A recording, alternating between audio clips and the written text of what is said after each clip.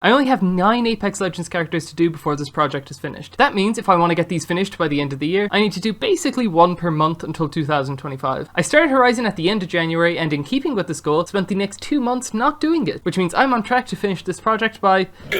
Here are the accessories I chose. 3 jetpacks for the sake of triple molding the colors. This hairpiece, which is perfect once you flip it horizontally in Blender. These shoulder pads that I don't think are actually accurate to a character, but I figured I could just smooth them out after the fact. This pen, and these 2 headphones that I actually plan to rotate into position on her forehead to act as her goggles. Her face print was super easy and didn't require much work at all. I just recolored the lips, opened the mouth a little, changed her pupil position, squinted her eyes, raised and recolored her eyebrows, and added some freckles. Took like 10 minutes. I posed her next. Here's a before and here's an after. Exactly 2 months later, I did her torso print. At this point I was pretty out of practice, so I probably went a bit slower than normal, and this wasn't helped by her twiddling her pen in my reference image, which annoyingly blocked a big part of her belt for me, but the rest was fine, and if anything I was pretty happy with how well I proportioned everything first time around. Took around 2 hours maybe from start to finish. The waist print I usually kind of measure out before I start, but in this case I just winged it to see what would happen. Turned out fine, I think. The white sections are a little too small, her pouches are also a bit small, and the center part of her outfit tapers in a little bit too much for my liking, but I think it's good enough, and I'm fairly happy with how the belt straps continued from her torso print. Her right leg print was fairly easy to plan out, and I had a good idea of how the colors would work with like her base plastic colors, so no real difficulties there. I decided to divide the leg into 2 sections for the line work as opposed to treating it as one piece, because I could zoom in and isolate details easier this way. So like I did the top half down to her knee, then the bottom half under her knee, then the line work on the bottom, and then the top. It's just a workflow change I made, but I really like how it felt to focus on just the curved part instead of jumping up and down to fill it all in at once. I think the time lapse is easier to follow as a result too, just because I'm not dragging around the screen so much. For her left leg I needed to add quite a lot of detail on top of the copy and paste. Because of her pose, I figured I needed to do side leg printing for her too, which I wish I planned before starting because I would have extended the wires from her knee pad onto the side had I known, but whatever, I made do. It got a little messy in the middle because of the multiple layers with clipping masks over them, but I was eventually able to add those triangular things and the buckle, as well as all the horizontal lines needed for that section. The scale is a little weird on them, maybe I should have stretched them horizontally a bit more, but I think it still looks good on the rendered figure. I decided not to give her any arm printing because they just wouldn't be visible on the posed figure at all. Looking at this render for example, you can see that only the undersides of both her arms actually face the camera, so it'd be a waste of time to go doing them. I was tempted to add prints artificially to these undersides in Photoshop, but I kinda liked the simplicity of this. Like, I think it's good to set some limitations like this to preserve the Lego look. Does that make sense? I rendered her 5 times, each with some new combination of items and colors, and got to work with the Photoshop adjustments. I did the bottom of her jetpack first, erasing all layers to only keep the red around the end. I then erased all the white parts of her jetpack that needed to be either red or grey, paying attention to the reflections on the plastic around these areas to just make sure that they're accurate. I did her goggles next, keeping the red underlayer to get the tinted lenses looking accurate, before doing the same thing for her collar area, where I wanted to mix in the red with the grey as was in the reference. I then did her shoulder pads, which were kind of finicky and annoying, but they eventually looked okay. Definitely my least favourite part of this figure, but I did what I could. I added a blue glow around that round levitating tile above her, threw in some streaks in the gradient, and with that, there you go, the final image. And here she is in the group picture. I'd love to be caught up with these by the end of the year, but I don't love my odds based on how long it's taken to get to this point, and the fact that today we're spinning a new wheel that only gives us a 1 in 19 chance of the next one being Apex Legends. This is a bad idea actually. We're spinning 2 wheels. One will decide the next Apex character as usual, and the other, which we'll do now, will decide on the next wildcard video because I forgot to spin for that at the end of the Invincible video. So yeah, let's spin it.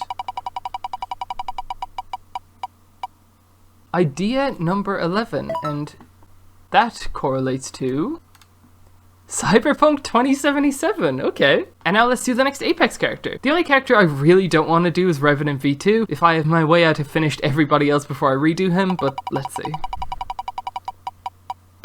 No! Fuck. It's taking so much willpower to not re-roll this. 1 in 9 chance. Fuck.